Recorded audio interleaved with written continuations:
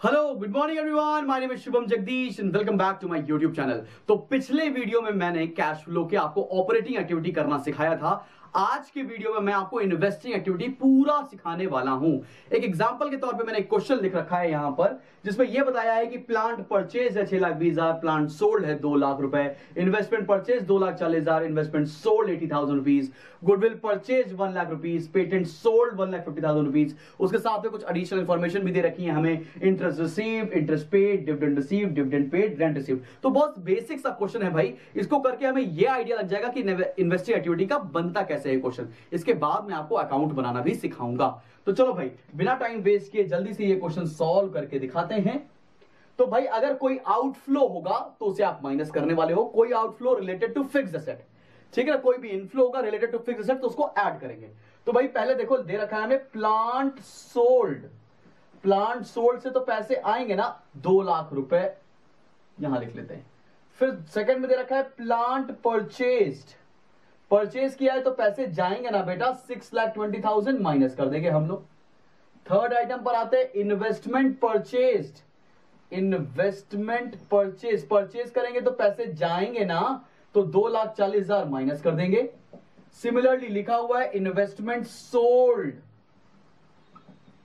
Investment sold 80,000, बेचा है तो पैसे आ जाएंगे। फिर दे रखा है गुडविल परचेज, गुडविल परचेज किया है तो पैसे जाएंगे, आउटफ्लो है माइनस कर देंगे हम लोग। गुडविल सोल्ड दे नहीं रखा। फिर पेटेंट सोल्ड दे रखा है, पेटेंट सोल्ड दे रखा है 1,50,000, पैसे आ जाएंगे इसलिए ऐड कर लिया भाई। ठीक है, यहां तक तो ये 4 इंफॉर्मेशन नोट कर ली। आगे बढ़ते हैं एडिशनल इंफॉर्मेशन पे। इंटरेस्ट मिला है, मैंने कहीं इन्वेस्टमेंट किया होगा वहां पे मुझे इंटरेस्ट मिलेगा, इंटरेस्ट मिला तो उसको ऐड कर लेंगे। इंटरेस्ट रिसीव्ड, कितना इंटरेस्ट रिसीव हुआ 8,000 रुपीज। फिर इंटरेस्ट पेड, या ये इन्वेस्टिंग एक्टिविटी नहीं, ये फाइनेंसिंग एक्टिविटी है। हमने इंटरेस्ट पे किया होगा बिकॉज हमने कोई लोन लिया होगा और उस लोन पर मैंने इंटरेस्ट पे किया होगा, ठीक है, तो उसको यहां पर नहीं लिखेंगे। इंटरेस्ट पेड कौन सी एक्टिविटी, फाइनेंसिंग एक्टिविटी। फिर आगे देखते हैं एट्थ, डिविडेंड रिसीव्ड, हमने कहीं पर शेयर्स में इन्वेस्टमेंट किया होगा, वहां पर मुझे डिविडेंड मिला है तो ये इन्वेस्टिंग एक्टिविटी है, ऐड कर लेंगे 20,000 रुपीज। सिमिलरली यहां लिखा है डिविडेंड पेड, इसका मतलब मैंने इक्विटी शेयर्स इशू किए होंगे, मैंने पे किया होगा डिविडेंड, तो उस केस में डिविडेंड पेड होता है फाइनेंसिंग एक्टिविटी, यहां मत लिख देना गलती से। फिर आगे लिखा है रेंट रिसीव्ड, रेंट रिसीव्ड मतलब क्या है, मेरी कोई प्रॉपर्टी होगी, प्रॉपर्टी के ऊपर मुझे रेंट मिल रहा होगा तो वो भी हमारी इन्वेस्टिंग एक्टिविटी होती है, तो रेंट रिसीव्ड को भी आप ऐड कर देंगे 30,000 रुपीज। अभी फटाफट सब बच्चे आंसर लगाएंगे और आंसर लगाने के बाद बताएंगे कितना आ रहा है आंसर। मेरे हिसाब से आ रहा है 4,72,000 माइनस में। आप भी सॉल्व करके देखो इसको और बताना कि आंसर सेम आ रहा है आपका कि नहीं, ठीक है। 4,72,000 माइनस में आया तो आंसर क्या लिखेंगे यहां पर हम लोग, cash used in investing activity, और आंसर आ जाएगा आपका 4,72,000 रुपीज। बेसिक सा क्वेश्चन किया है, आई होप ये बेसिक सा क्वेश्चन आपको समझ में आया होगा। जल्दी से ये नोट कर लो बेटा और बढ़ते हैं आगे और अब सीखते हैं कि असेट अकाउंट कैसे बनाएंगे। ऑलराइट क्लास, तो बढ़ते हैं अपने नेक्स्ट टाइप ऑफ क्वेश्चन पर। एक क्वेश्चन दे रखा है हमको, प्लांट एंड मशीनरी की हमें ओपनिंग वैल्यू दे रखा है और क्लोजिंग वैल्यू दे रखा है, साथ में 2 एडिशनल इंफॉर्मेशंस दे रखी हैं। और ये क्वेश्चन कह रहा है कि भैया फटाफट से आप लोग हमको इन्वेस्टिंग एक्टिविटी का फ्लो बताइए, ठीक है। तो जब कभी किसी भी एसेट्स की ओपनिंग और क्लोजिंग वैल्यू दे रखी होगी, साथ में उससे रिलेटेड कोई एडिशनल इंफॉर्मेशन दे रखी हो, तब आप उस एसेट का अकाउंट बनाएंगे, लेजर बनाएंगे। कैसे बनाएंगे जरा देखते हैं। आइए, मैंने ये बनाया प्लांट एंड मशीनरी का अकाउंट, प्लांट एंड मशीनरी का अकाउंट। ये डेबिट साइड है, ये क्रेडिट साइड है, सारे एसेट्स के डेबिट बैलेंस होते हैं इसलिए यहां उतारेंगे to balance brought down. Opening balance दे रखा है 7,20,000 और क्लोजिंग बैलेंस यहां उतारेंगे by balance carry down. Closing balance कितना है 8,60,000 रुपए। आइए अब पहला एडिशनल इंफॉर्मेशन पढ़ते हैं। पहली एडिशनल इंफॉर्मेशन क्या दे रखी है बेटा कि depreciation charge during the year 85,000 rupees. तो पूरे साल में जो डेप्रिसिएशन चार्ज किया वो यहां लिख देंगे बाय डेप्रिसिएशन 85,000 रुपीज। अभी किसी बच्चे को यह समझ में नहीं आ रहा बाय डेप्रिसिएशन इधर क्यों लिखा है, तो डेप्रिसिएशन चार्ज करने की जर्नल एंट्री क्या होती थी, depreciation account debit to machinery account. तो इसका मतलब मशीनरी अकाउंट में मशीनरी अकाउंट क्रेडिट हो रहा है तो मशीनरी अकाउंट की क्रेडिट साइड पर बाय डेप्रिसिएशन लिखा है। ये लॉजिक है उसके पीछे, ठीक है ना। बाय डेप्रिसिएशन 85,000 लिख दिया। अगला पॉइंट पढ़ते हैं, वो क्या लिखा हुआ है, plant and machinery having written down value 1,10,000 rupees, मतलब वो प्लांट एंड मशीनरी जिसकी वैल्यू है 1,10,000 वो सोल्ड फॉर 1,25,000, कितने में बेच दिया गया है, बाय बैंक। 1,10,000 की चीज कितने में बेची गई है, 1,25,000 रुपए में बेच दी गई। अब तुम ही लोग बताओ फायदा हो रहा है कि नुकसान। 1,10,000 की चीज को 1,25 पे बेच देंगे तो 15,000 का प्रॉफिट होगा, वो यहां लिख देंगे 2P&L 15,000 रुपीज। अगर लॉस होता तो बाय P&L लिखते। अब जरा बैलेंस लगाते हैं और देखते हैं बैलेंस किस साइड पर आ रहा है। तो भाई इधर का बैलेंस ज्यादा होगा। कितना बैलेंस आ रहा है भाई, जरा जोड़ो तो। 5 इधर चला जाएगा, 130, 130 प्लस 80 इज 210, 210 और 8 प्लस 2 इज 10 लाख, 10 लाख 60, 10 लाख 70,000 आ रहा है बैलेंस इस तरफ का। 10,70,000 बैलेंस इस तरफ का। इधर आएगा बैलेंसिंग फिगर और उसे लिखेंगे टू बैंक। ये क्या है, ये है बैलेंसिंग फिगर। कैसे निकालेंगे, 10,70,000 में से 7,20,000 माइनस करने वाले हैं और 15,000 माइनस करने वाले हैं, तो बैलेंस आएगा 3,35,000। आई होप यहां तक समझ में आया होगा आपको 3,35,000 कहां से आया है। अब देखते हैं इन्वेस्टिंग एक्टिविटी में कौन सी वैल्यू कहां पर पोस्ट की जाएगी। छोटा सा अकाउंट बना रहे हैं हम लोग यहां पर इन्वेस्टिंग एक्टिविटी से आंसर निकालने का। सबसे पहले देखो, ये आपने बेचा है प्लांट एंड मशीनरी, तो लिखोगे आप प्लांट एंड मशीनरी सोल्ड, कितने का बेचा, 1,25,000। पैसे आएंगे इसलिए ऐड।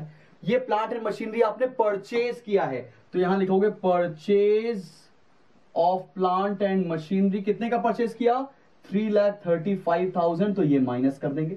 ठीक है, और इंफॉर्मेशन कहां जाएंगी भाई, देखो ये प्रॉफिट हुआ है ना 2P&L, प्रॉफिट होता है ऑपरेटिंग से माइनस, वहां से बताया था मैंने आपको एडजस्टमेंट में नेट प्रॉफिट बिफोर टैक्स के नीचे प्रॉफिट है तो उसको माइनस करेंगे। और जो ये डेप्रीसिएशन है ये एक्सपेंस है, तो नेट प्रॉफिट बिफोर टैक्स के बाद इसको आप ऐड करोगे। अभी यहां तक इसका आंसर क्या आ रहा है जल्दी से निकालते हैं। 335 नेगेटिव में, 125 पॉजिटिव में, तो आंसर आ गया 2,10,000 नेगेटिव में। तो फाइनली आंसर क्या आएगा, cash used in investing activity, और आंसर आ जाएगा बच्चा लोग 2,10,000। आई होप आपको ये भी सिंपल क्वेश्चन समझ में आ गया होगा। जल्दी से नोट कर लो, एक और टाइप पढ़ाते हैं, एक और तरह का क्वेश्चन करा के दिखाते हैं, उसके बाद आपको इन्वेस्टिंग एक्टिविटी पूरा समझ में आ जाएगा, आप सारे क्वेश्चन कर सकते हो। जल्दी से नोट करो, बढ़ते हैं आगे। ऑलराइट क्लास, तो बढ़ते हैं एक बहुत अच्छे क्वेश्चन की तरफ जिसमें आपको इक्विपमेंट मतलब असेट की चीजें दे रखी हैं और अक्यूमुलेटेड डेप्रिसिएशन भी दे रखा है। उस तरह का क्वेश्चन कैसे सॉल्व करेंगे जरा देखते हैं। क्वेश्चन में क्या क्या गिवन है, हमको इक्विपमेंट दे रखा है, उसका ओपनिंग बैलेंस और closing balance, accumulated depreciation account का ओपनिंग और क्लोजिंग बैलेंस। बच्चों को बहुत डिफिकल्ट लगता है ये क्वेश्चन बिकॉज उन्होंने क्लास 11th में डेप्रिसिएशन का चैप्टर अच्छे से नहीं पढ़ा होता है।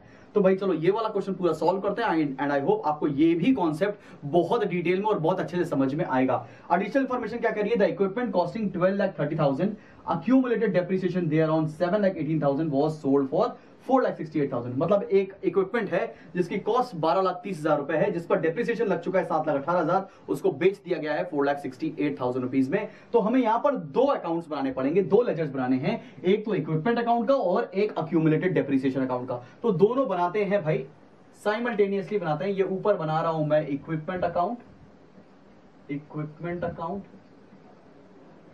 इक्विपमेंट अकाउंट हमारा असेट है इसलिए बैलेंस डेबिट साइड से उतरेगा, तो बैलेंस लिखेंगे टू बैलेंस ब्रॉट डाउन बेटा 65 lakh and bye balance carry down 78,70,000। ये क्रेडिट बैलेंस निकल आएगा। सिमिलरली हम लोग बनाने वाले हैं अक्यूमुलेटेड डेप्रिसिएशन अकाउंट भी, और अक्यूमुलेटेड डेप्रिसिएशन लाइबिलिटी होती है इसलिए क्रेडिट साइड से बैलेंस उतरेगा। Accumulated depreciation account debit side और credit side, by balance brought down, और ये बैलेंस है 10,80,000 and to balance carry down 16,32,000। ये हमको बैलेंसेस वगैरह दे रखे हैं। आइए पढ़ते हैं क्वेश्चन। क्या लिखा था, इक्विपमेंट कॉस्टिंग 12,30,000 रुपीज। अब मेरे को ये देखो, एक इक्विपमेंट है जिसका कॉस्ट है 12,30,000 रुपए, उसके ऊपर डेप्रिसिएशन अभी तक कितना लगा हुआ है 7,18,000। तो जरा इसकी वैल्यू निकालते हैं ना हम लोग, और ये हो गया 10 में से 8 जाएगा 2, 2 में से 1 जाएगा 1, 12 में से 7 जाएगा 5, उसकी वैल्यू कितनी बची 5,12,000। इसको बेच कितने में रहे हैं बेटा हम लोग 4,68,000 में, 4,68,000 में बेच रहे हैं। तो लॉस कितने का हो गया जरा निकालते हैं। 12 में से 8 गया 4, 10 में से 6 जाएगा 4, 44,000 रुपीज का लॉस आ गया।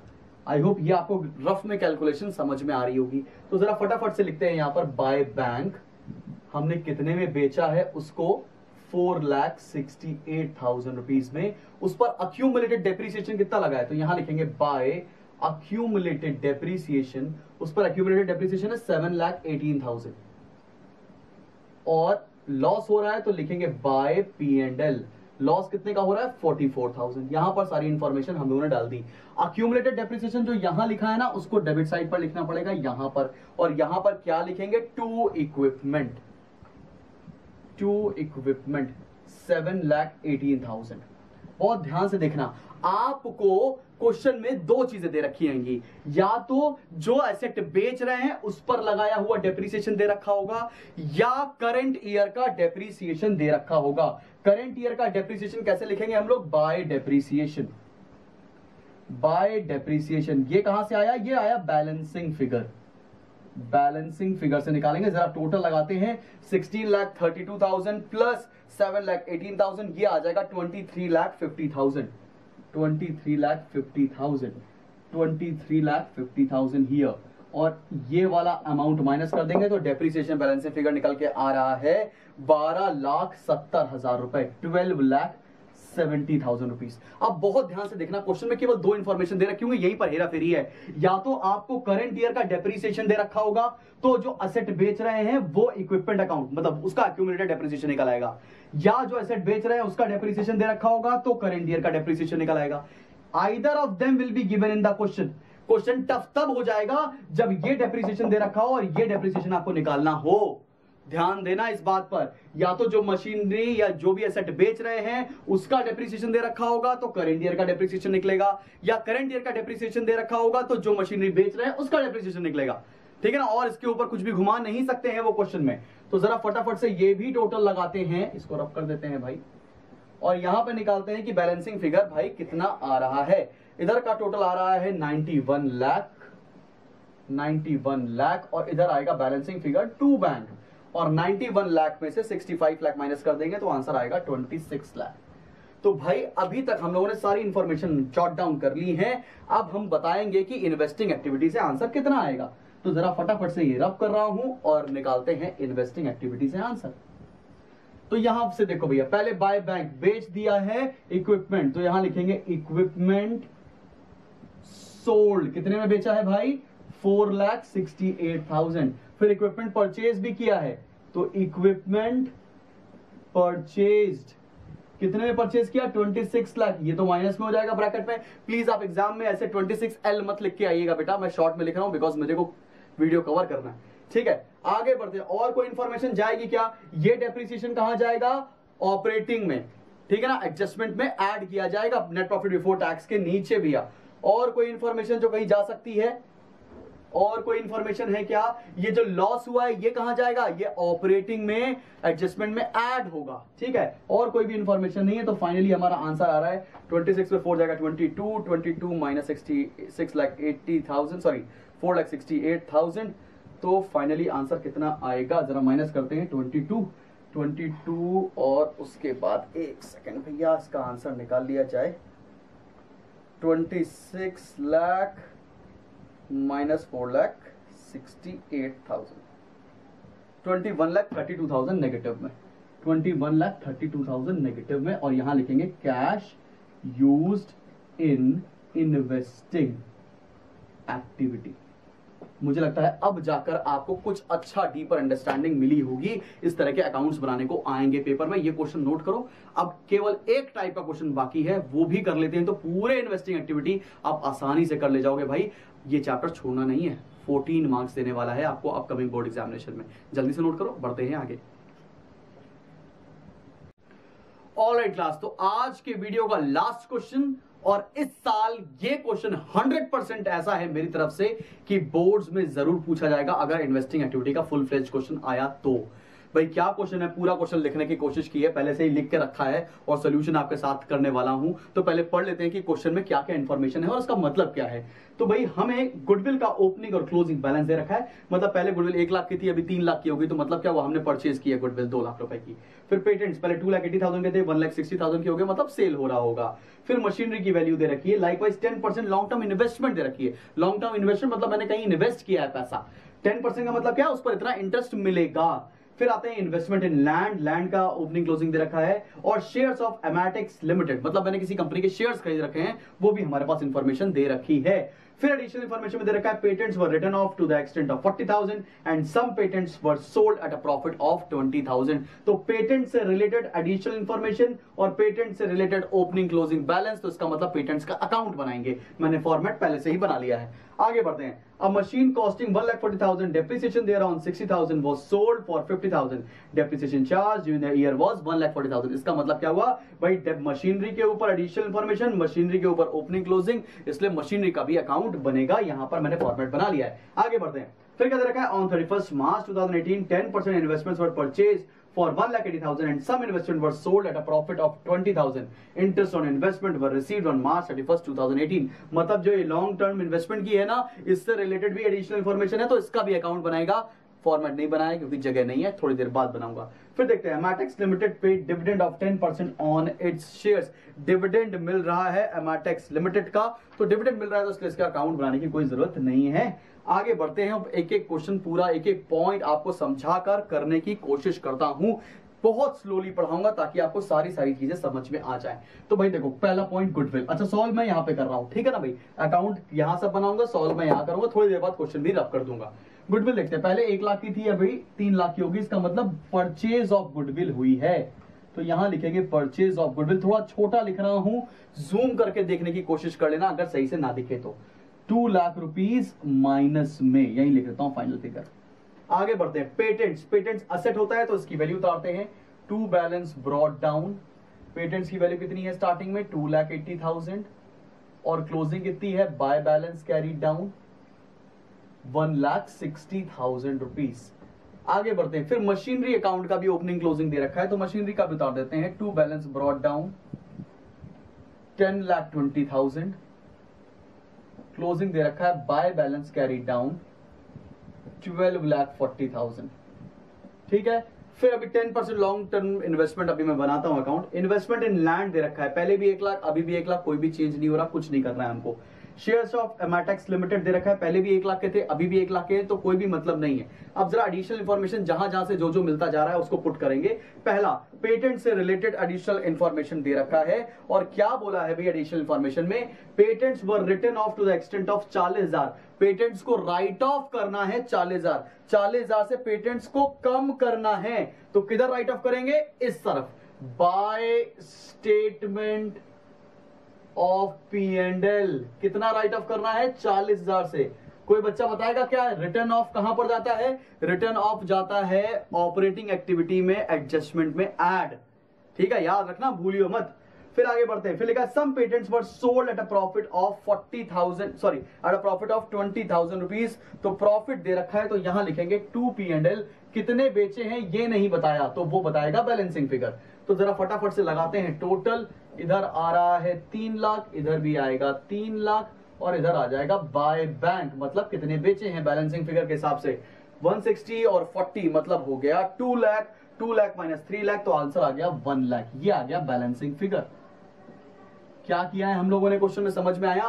पेटेंट्स कितने के बेचे हैं, 1 लाख रुपए के, तो यहां लिखेंगे पेटेंट्स सोल्ड 1 लाख रुपीस, और पेटेंट सोल्ड का अमाउंट आप 1 लाख रुपए ऐड करोगे। कोई दिक्कत आई तो कमेंट सेक्शन में मेंशन करना, बताओ क्या नहीं आ रहा। एक बार फिर से रिपीट कर देता हूं। पेटेंट्स की ओपनिंग बैलेंस दे रखा है, क्लोजिंग बैलेंस दे रखा है। फिर क्वेश्चन में बोला है पेटेंट्स को राइट ऑफ किया है 40,000, तो यहां लिखा बाय स्टेटमेंट ऑफ P&L। ये क्या है, ये है पेटेंट्स रिटर्न ऑफ ठीक है। और फिर हमको दे रखा है हमने कुछ पेटेंट्स को बेच दिया है प्रॉफिट पर 20,000 के, प्रॉफिट 20,000 यहां लिखेंगे। तो कितना पेटेंट्स बेचा वो बैलेंसिंग फिगर से समझ में आ गया, बाय बैंक बैलेंसिंग फिगर आ गया 1 लाख रुपए। 1 लाख रुपए बेचा है पेटेंट्स का, इसलिए यहां लिख दिया पेटेंट सोल्ड 1 लाख रुपए। समझ में आ गई यहां तक बात, कोई प्रॉब्लम तो नहीं है। आगे बढ़ते हैं, अब आते हैं मशीनरी वाली बात पर। क्या लिखा है, machinery costing 1,40,000, depreciation thereon 60,000, मतलब 1,40,000 की थी, 60,000 का डेप्रिसिएशन है, तो 1,40,000 में से 60 हटा दोगे तो कितना बचेगा भाई, 80,000, ठीक है ना। वो सोल्ड फॉर 50,000, मतलब 80,000 की चीज को आपने 50,000 में बेच दिया है। Depreciation charge during the year was 1,40,000। बहुत ध्यान से देखेंगे, चलो भाई बाय बैंक सबसे पहले तो लिखते हैं बेचा कितने में, बेचा है 50,000 रुपीज में। बाय P&L लॉस कितने का हो गया है भैया, बाय P&L लॉस हुआ है हम लोग को 30,000। मैंने बताया ना 30,000 कहां से आया, फिर से बता दूं, 1,40,000 का था, डेप्रिसिएशन है उस पर 60,000, तो वैल्यू कितनी बचेगी 80,000। 80,000 की चीज को 50,000 में बेच रहे हैं तो 30,000 रुपीज का लॉस हो गया। तो यहां लिख दिया है by P&L 30,000 rupees. Depreciation charge during the year दे रखा है 1,40,000 रुपीज, तो यहां लिखेंगे बाय डेप्रिसिएशन, पूरे साल का डेप्रिसिएशन दे रखा है 1,40,000, वो भी हम लोगों ने यहां पर लिख दिया है। तो भाई अब कुछ नहीं बचा, टोटल लगाओ और बैलेंस निकालते हैं। तो आसान क्वेश्चन हो गया, 50,000 plus 12,40,000 rupees plus 30,000 plus 1,40,000 rupees, ये आ रहा है 14,60,000। 14,60,000, आप भी चेक कर लेना कहीं कुछ गलत तो नहीं किया मैंने। 14,60,000 इधर आ जाएगा बैलेंसिंग फिगर टू बैंक, मतलब purchase of plant and machinery. 14,60,000 minus 10,20,000, ये आ जाएगा 4,40,000। भाई देखो ये तो बड़ा आसान हो गया। सेल, ये आ गया purchase of machinery, purchase of machinery कितना हो गया 4,40,000 माइनस में, और ये हो गया sale of machinery, sale of machinery 50,000 plus में। आई होप यहां तक आपको समझ में आ गया होगा, कोई भी दिक्कत नहीं है। बोर्ड बहुत भरा भरा लग रहा है, तो जो बच्चा पूरा एक एक पॉइंट फॉलो नहीं करेगा कुछ भी समझ में नहीं आने वाला उसको। आगे बढ़ते हैं, और अब मैं रब कर देता हूं पेटेंट्स का पोर्शन, पेटेंट्स का पोर्शन, या एक काम करो यहां तक नोट कर लो फटाफट, 2 मिनट का दे रहा हूं, पॉज कर लेना, और पेटेंट्स का पोर्शन रब कर देता हूं मैं यहां से, और ये भी रब कर दे रहा हूं मशीनरी वाला। अब बनाना है हमें कौन सा अकाउंट, 10% इन्वेस्टमेंट, वो नया अकाउंट है। बहुत ध्यान से देखेंगे आप सभी बच्चा लोग, 10% लॉन्ग टर्म इन्वेस्टमेंट का अकाउंट बना रहे हैं। इन्वेस्टमेंट हमारी एसेट होती है, यहां लिखेंगे 10% लॉन्ग टर्म इन्वेस्टमेंट।